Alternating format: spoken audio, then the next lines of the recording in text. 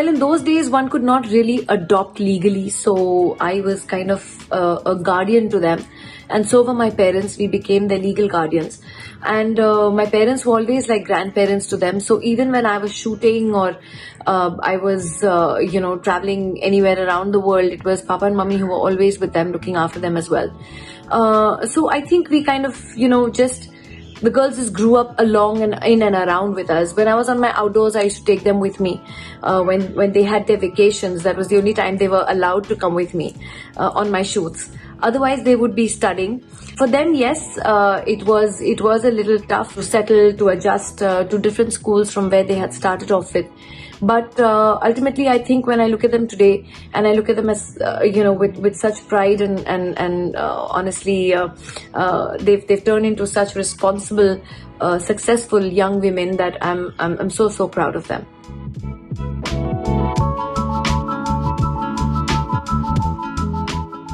Well, honestly, I did a lot of work along with my mom. I always grew up watching mom and dad do a lot of social work for various organizations and NGOs, and I always went along with them. And I think that is something that inspired me through my teen years and growing up years also, to try and always do good for the society, for our society. And in a way, it was something that, like I can say, that was instilled in me. We did a lot of work in and around different orphanages and girls' homes, and my mom always worked for the upliftment of the girl child. And when I saw these two girls being born in front of me, they were my cousin's daughters, and I thought that they deserved a better life than that they were getting. I think it was, I was 21, and it was a decision that I had to make. I was an adult, I could take my own decisions. And I'm very grateful that my family supported me. And there was no looking back, and I just decided, and that was it. And that from that day onwards, the girls were always with me.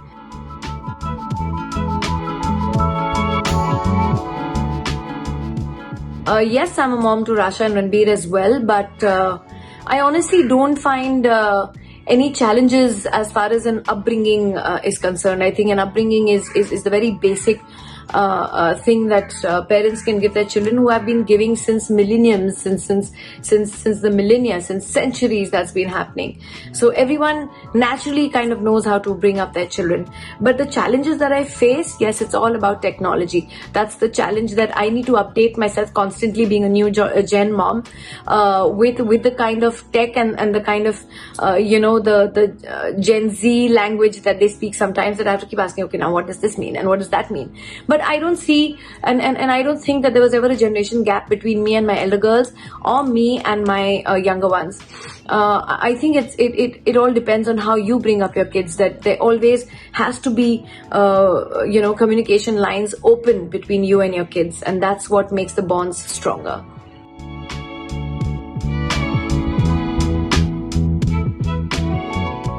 Well, yes, they both have kids of their own, and they both have sons. My older one's settled in South Africa, my younger one's in Goa.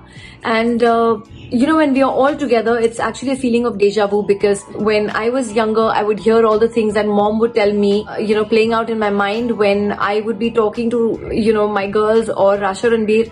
Every time I'd be saying something, and suddenly it would be like my mom's voice in my head, and I'm like, wow, how it gets passed down generations. And now I see the girls do that to their sons, tell them almost the same things that I have been saying all these years, and what I even say to Rasha and Ranbir. And so I think this is something in upbringing just gets passed down generations.